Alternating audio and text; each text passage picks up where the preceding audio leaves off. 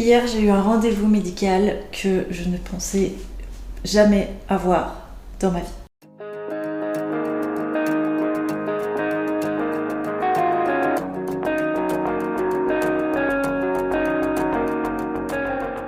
Hello la team Tylo, j'espère que vous allez bien. On se retrouve dans un nouvel épisode un petit peu plus solennel que celui d'hier, un petit peu plus préventif. J'ai envie que cet épisode soit vraiment préventif parce que ce que je vais vous expliquer aujourd'hui est quelque chose d'ordre privé, mais est aussi une question de sensibilisation. Je vais pas trop tourner autour du pot parce que ça sert à rien. De toute façon, le but c'est de vous expliquer ce qui se passe et vous sensibiliser à la cause.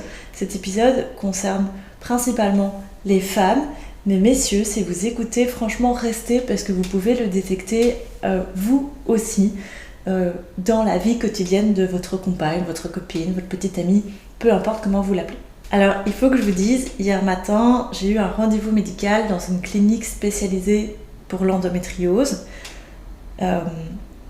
Je savais qu'il y avait des cas dans ma famille, on l'a appris il y a 2 ans pour quelqu'un de ma famille qui en souffre également. Et c'est vrai que de fil en aiguille, je me suis jamais dit, bah oui, j'estime, moi, avoir des symptômes de l'endométriose. Alors il faut savoir que la clinique où je me suis rendue est très peu connue parce que les gens ne se renseignent pas sur l'endométriose, mais est très connue pour les gens en souffrant. Donc en fait, moi je la connaissais pas du tout. C'est en parlant de mes symptômes autour de moi qu'on m'a dit Mad, franchement, ce serait bien que tu ailles consulter pour ça. Tous les symptômes que tu me donnes sont quand même assez proches à ce qu'une amie ou ma maman ou peu importe a pu avoir. Ça c'est pour le contexte. Donc voilà, hier j'ai eu la nouvelle que je suis atteinte d'une forme d'endométriose. Il y a des dizaines de formes d'endométriose avec des lésions basses, hautes, fortes, enfin voilà. Je vais essayer de tout vous raconter, mais je vais surtout vous mettre du contexte de... en fait, depuis longtemps, j'ai des symptômes, mais des tellement petits symptômes qui passent de manière très anodine dans la vie de tous que je me suis jamais sentie concernée par cette maladie. Il faut savoir que ça fait pas très longtemps qu'on parle de cette maladie non plus, donc on sensibilise pas. Les gynécologues qui sont diplômés depuis plus de 10 ans sensibilisent pas à ça non plus parce que eux-mêmes ne le sont pas et ne voient peut-être pas des lésions possibles. Donc franchement, si vous avez un doute, allez consulter. Ça coûte une consultation. Et puis si c'est pas ça, tant mieux et peut-être que ça vous ouvrira des portes sur autre chose, de moins grave, de plus grave, etc. Mais par pitié, les symptômes que moi je vais énoncer ici sont non exhaustifs, sont propres à moi, et à savoir qu'à l'heure actuelle on n'a détecté qu'une lésion et que je dois encore faire des examens complémentaires de type IRM pour complémenter, voir s'il y a des lésions plus hautes sur les autres organes ou pas. Je vais essayer de vous raconter un peu l'histoire de comment j'en suis venue à ça et finalement comment un peu mes caprices, un peu comme pouvait l'appeler ça ma gynécologue traditionnelle, générique en fait, je sais pas trop comment on va l'appeler, m'ont entre guillemets déjà sauvé la vie. C'est bête à dire, mais voilà. Vous connaissez votre corps, vous connaissez vos symptômes et si vous estimez que ceci n'est pas normal pour vous par rapport à votre propre sensibilité, allez consulter. N'hésitez pas à demander plusieurs avis médicaux, c'est aussi très important. Parce que voilà, parfois un médecin ne pense pas à tout parce qu'il n'est pas formé sur ça et c'est pas grave, c'est un humain, c'est pas un robot. Donc franchement, pour vous, faites-le et au pire, vous perdez juste une consultation mais vous gagnez une sérénité de vie très longue et c'est tout ce qui compte. Il faut savoir que moi j'ai 27 ans, bientôt 28. Ouais, ça passe vite. Hein. Et je prends la pilule, la contraception du coup sous forme de pilule depuis que j'ai 16 ans, soit plus ou moins l'âge où j'ai eu mon premier copain sérieux. Et donc mes parents me y ont toujours bien sensibilisé à ça, la protection, les préservatifs. j'ai pris très vite la contraception hormonale et donc j'ai eu, en fait ça fait plus de 10 ans que j'ai des règles dites artificielles car elles sont générées par ma pilule. Et je vous avoue que de penser plus de 10 ans en arrière et de me dire est-ce que mes règles étaient régulières ou pas, je sais pas dire, je pense que non, mais honnêtement, je suis même pas sûre que ma maman saurait répondre à cette question parce que ça fait très très longtemps. Donc j'ai d'abord été voir un premier médecin que mes parents avaient choisi, qui m'a prescrit un type de contraception qui est en fait le plus ancien du marché, donc entre guillemets le plus fiable pour une jeune, type hormonal classique, à plus bas dosage, etc. Et donc pendant quelques années je prends cette contraception-là, je sais même plus vous dire comment elle s'appelle, donc mais je sais que c'est une très vieille contraception parce que ma maman prenait déjà la même à l'époque, et donc on va dire que c'est une pilule qui est depuis au moins 30 ans sur le marché, et donc elle a quand même fait ses preuves. Et j'avais pas trop d'affinité avec cette gynécologue-là, donc il y a plus ou moins 8 ans, plus ou moins 8 ans, je change de gynécologue. Déjà je me rapproche parce que l'autre c'était un petit peu loin, et je vais chez quelqu'un de plus jeune, un peu plus ouvert d'esprit, plus sympathique, qui me convient mieux quoi.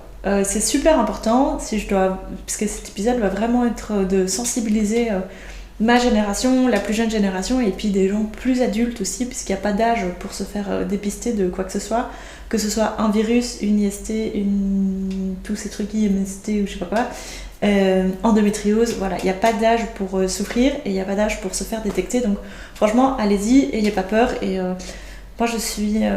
hier j'étais dévastée, aujourd'hui je suis soulagée parce que je sais qu'on avance et je sais que je suis pas folle.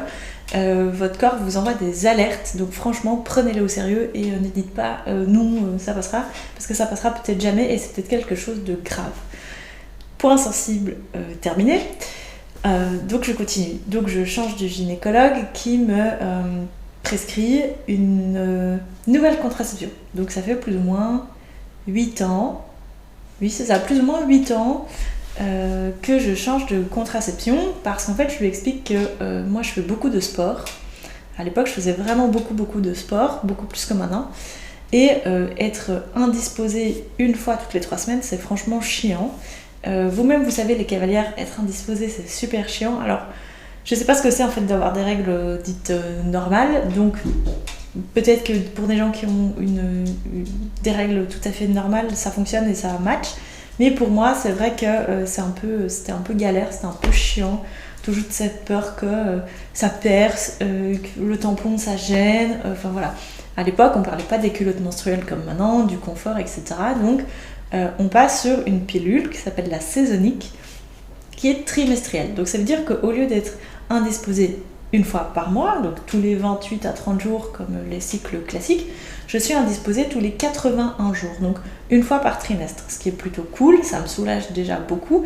Et la grosse différence qu'il y a sur cette contraception-là par rapport à l'ancienne, c'est qu'il y a des pilules dites placebo pendant la semaine de règles. Ça permet déjà de diminuer les douleurs. Alors pourquoi est-ce que je suis passée sur ça ? Parce que mes règles m'empêchaient de faire du sport, et aussi parce qu'elles étaient extrêmement douloureuses. Et donc, le fait d'avoir ce placebo légèrement dosé en hormones diminue les douleurs et donc les rendait un petit peu plus supportables. Quand je dis supportable, c'est quand même que le premier jour, j'avais du mal à sortir de mon lit, et tellement j'avais des crampes, j'avais des nausées, parfois de douleurs, mais bon, on se dit que c'est normal parce que c'est comme ça, on est des femmes, et puis c'est normal quoi.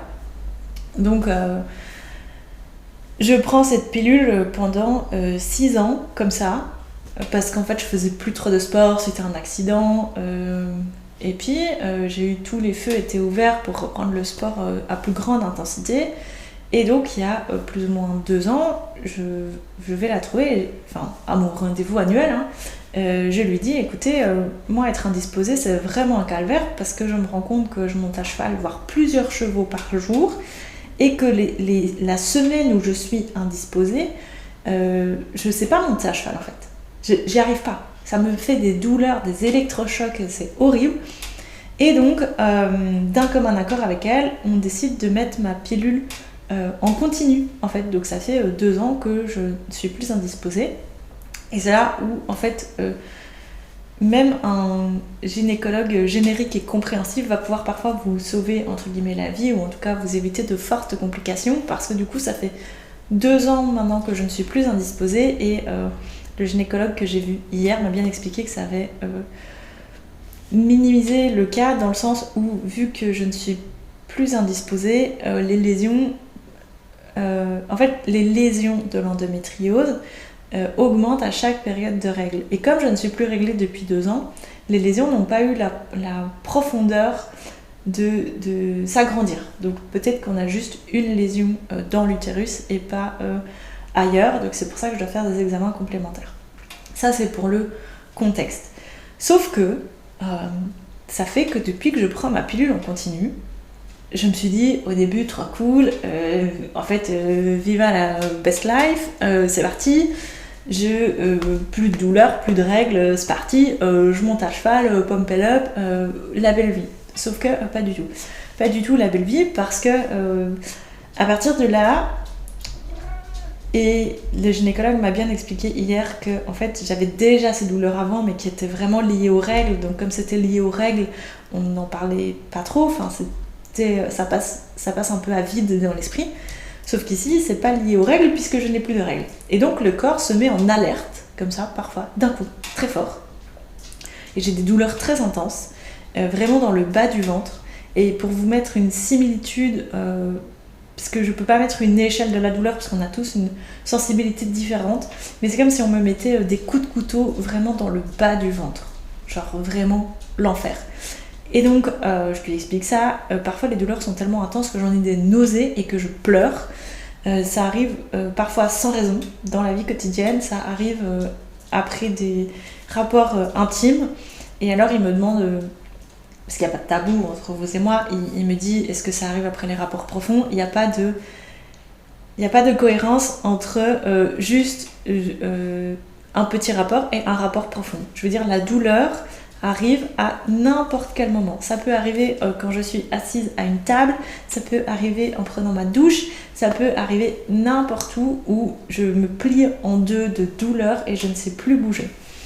Et en fait, l'année dernière, donc à mon rendez-vous 2024, c'est même pas l'année dernière, c'est mon rendez-vous 2024, j'en parle avec ma gynécologue, générique, traditionnelle, qui me suit depuis bientôt 10 ans finalement, et je lui dis voilà, j'ai ça comme symptôme, ça fait maintenant 1 an que je prends cette pilule en continu. Je dis qu'est-ce que c'est, qu'est-ce qui s'offre à moi, etc. Moi, jamais dans ma tête on parle d'endométriose, on parle de peut-être une pilule qui me convient pas, peut-être que mon corps ne supporte pas d'avoir des hormones comme ça tout le temps, tout me passe par la tête sauf ça.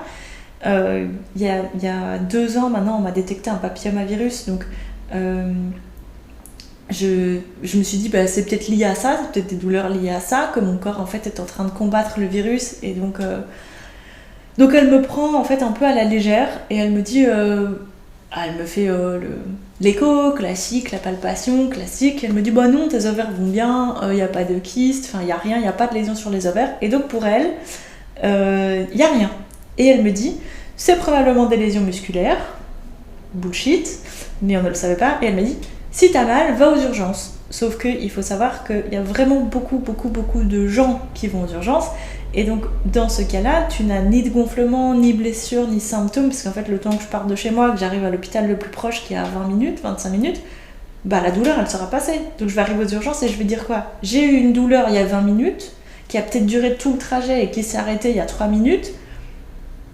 Je veux voir un médecin, mais ça n'aura pas de cohérence parce que j'aurai plus mal. Donc, j'ai jamais été aux urgences parce que de toute façon ils vont me renvoyer chez moi avec une boîte de Dafalgan. Donc tout l'un dans l'autre, et donc en fait ça fait plus d'1 an que j'ai ces douleurs qui en fait finalement ne m'arrangent pas la vie, parce qu'il n'y a pas de pump it up, je suis plus réglée, je peux monter mon cheval, parce qu'en fait ça me tétanise parfois 2 jours parce que j'ai une douleur très intense et puis j'ai ce qu'on appelle une douleur basse constante, et donc en fait ça épuise ton corps, vraiment ça t'épuise, et mentalement puisque tu as peur de bouger, et ça épuise ton corps en fait qui se met en alerte complète.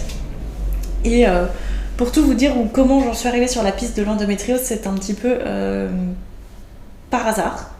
Alors déjà en discutant autour de moi, parce que voilà, on en parle de plus en plus, donc, mais après il y a tellement de types d'endométriose qu'il y a quelqu'un qui va peut-être avoir une endométriose digestive et que moi j'ai une adénomiose, donc du coup c'est pas du tout les mêmes symptômes.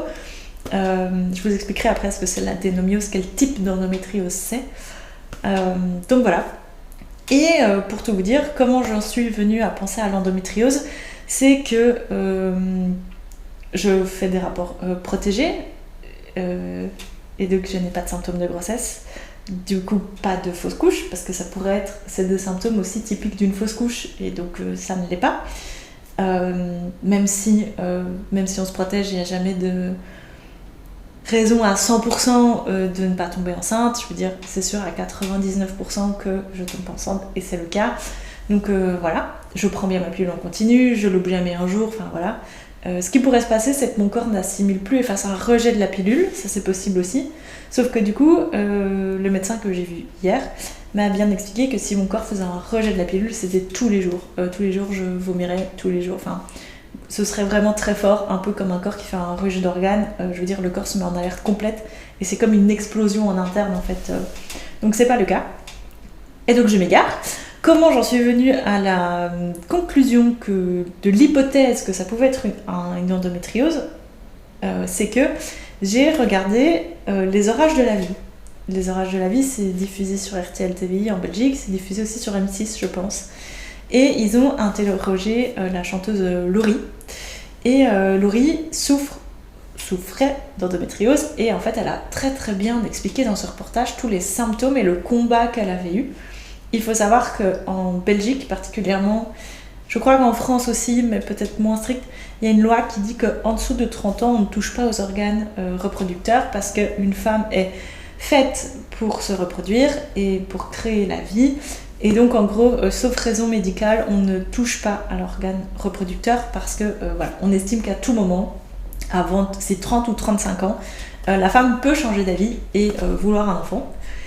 Bon, il y a des études quand même qui prouvent bien le contraire depuis, qui disent qu'après 25 ans, si tu n'as pas de désir d'enfant ou si tu es dans le doute, il y a très peu de chances qu'après 25 ans, tu changes d'avis. Alors, ça existe, il y a des femmes qui changent d'avis parce qu'elles trouvent le bon compagnon, la bonne compagne, mais voilà, c'est un cas sur 1000.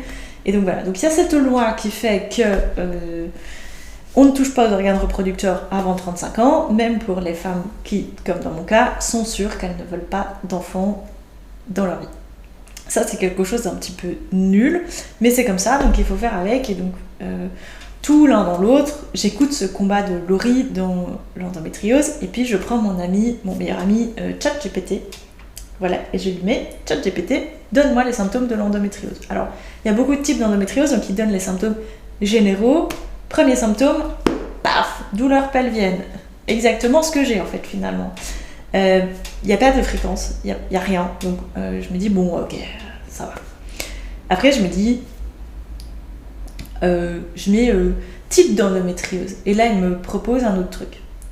Là que le destin est super bien fait, c'est que quelques jours plus tard, je scroll comme ça sur Instagram et je me tombe sur un Reels de mon gynéco. Alors lui, si vous ne le suivez pas, franchement, c'est une pépite. Je vais lui faire sa pub là complètement gratuitement parce que c'est quelqu'un d'extraordinaire qui met un vocabulaire simple sur des choses compliquées, autant bien pour les hommes que pour les femmes, parfois sur des choses un petit peu vraiment difficiles à comprendre. Et donc franchement, suivez-le parce que... Et voilà, bref. J'ai pas la fin de la phrase. Donc suivez-le parce que voilà. Et donc je tombe sur un Reels de mon gynéco qui explique l'endométriose. Et je me dis, ça fait quand même beaucoup.